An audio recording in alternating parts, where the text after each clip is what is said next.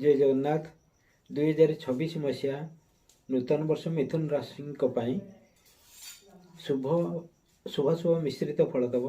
प्रथम पर्याय संघर्षपूर्ण रहा बेले द्वितीय पर्याय से प्रति अति खुशीर वातावरण देव एवं द्वितीय पर्यायटी से कार्यदक्षता वृद्धि पाइब, चाकरी पदोन्नति रहिब, व्यवसाय उन्नति करिवे, परिश्रमी हेबे, सेमानकर विवाह मांगल्य कार्य मध्य जोग रही। समस्त अशुभ फल मिलिब नाही, समस्त अशुभ फल हटिजिव। ता सहित कृषि व्यवसाय वाणिज्य आदि क्षेत्र में उन्नति लाभ करेंगे। चाकरी प्रमोशन रैंक रही। ता सहित छात्र छात्री माने बहु विद्यार अधिकारी हेबे। स्त्री लोक माने उच्च गुण संपन्न हेबे।